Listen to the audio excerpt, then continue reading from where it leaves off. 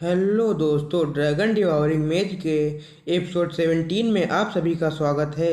Episode की start करने से पहले मैं आप लोगों से रिक्वेस्ट करना चाहूँगा कि आप लोग वीडियो को स्किप किए बिना पूरा देखें। एपिसोड की स्टार्टिंग में हमें कुछ समय पहले का सीन दिखाया जाता है, जहां पर रसेल लेडी इलो मिस डारिया के साथ मिलकर वापस कॉलेज के लिए जा रहा होता है। और रसेल वहाँ से जाते हुए लेडी इलो से कहता है कि मैं प्रे करूँगा कि आप सुरक्षित अपने होम टाउन पहुँच जाएं, जिसके लिए लेडी इलो रसेल को थैंक्स बोलती हैं। और फिर रसेल हेडमेट को आवाज़ देते हुए कहता है कि मैं वापस ज़रूर आऊँगा, मगर मैं उस वक्त इस प्रॉपर्टी का ओनर होऊंगा। मैं आशा करता हूँ कि आप अपना और इस प्रॉपर्टी का ख्याल अच्छे से रखेंगी, जिसके लिए हेडमेट रसेल से हाँ बोल देती हैं। और रसेल वहाँ से जाते हुए उन सभी लोगों से कहता है, हालांकि यह टाइम बहुत कम था, मगर इस वक्त आप लोगों द्वारा मेरा ख्याल रखने के लिए आप लोगों का शुक्रिया।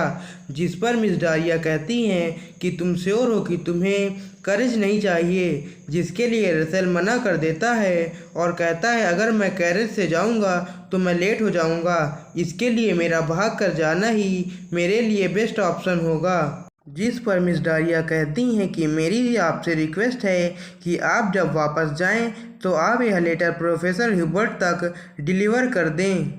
जिसे लेकर रसेल मिस डारिया से प्रॉमिस करता है कि वह इस लेटर को प्रोफेसर ह्यूबर्ट तक जरूर पहुंचाएगा।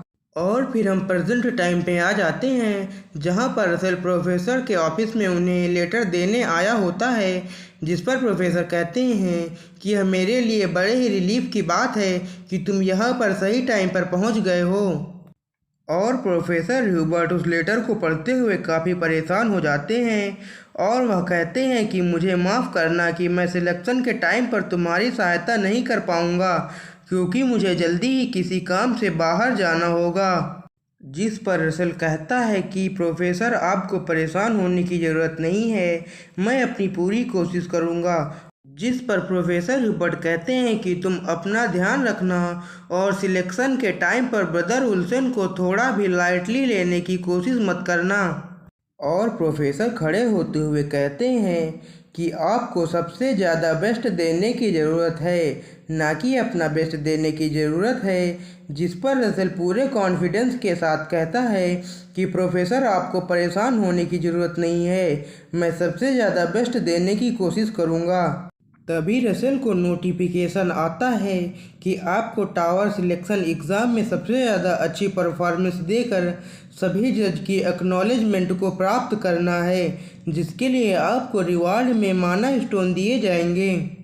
और फिर हम सिलेक्शन का फर्स्ट राउंड देखते हैं, जिसमें सभी का रिटन एग्ज़ाम देना था। जिस पर रसेल अपना एग्ज़ाम देते हुए सोचता है कि यह रिटन एग्ज़ाम मेरे लिए बहुत ही आसान है, क्योंकि मैंने अपनी प्रीवियस लाइफ में इसे बहुत बार दिया है।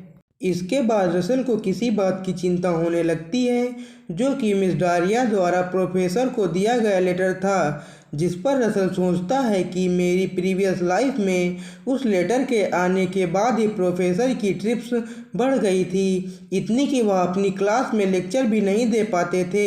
और इसके बाद कुछ ही दिनों में प्रोफेसर की डेथ हो गई थी। और फिर हमें वहाँ पर प्रोफेसर की कब्र दिखाई जाती है, जिसके चारों तरफ बहुत सारे लोग खड़े थे, जो कि रसेल ने अपनी पिछली लाइफ में देखी थी।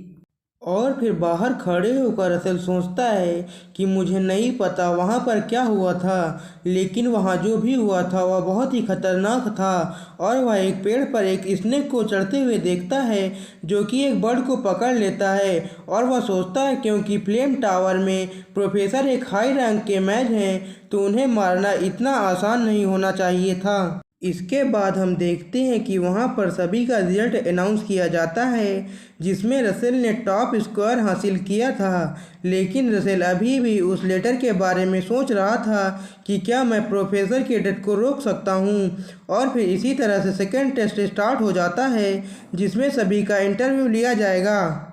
और फिर कुछ समय बाद रसेल की भी इंटरव्यू देने की बारी आ जाती है, जहां पर उसके सामने सभी जज बैठे हुए थे। और फिर रसेल वहां आते हुए सोचता है कि मेरे अपने आंखों के सामने यह सबूत है कि फ्यूचर चेंज हो सकता है। मैंने प्रीवियस लाइफ में ब्रदर उल्सन के सिलेक्शन जज के रूप में नहीं देखा था, और वह उल्सन को देखते हुए सोचता है कि मैं इस बार फ्लेम टावर को ज्वाइन करके फ्यूचर को चेंज जरूर करूँगा।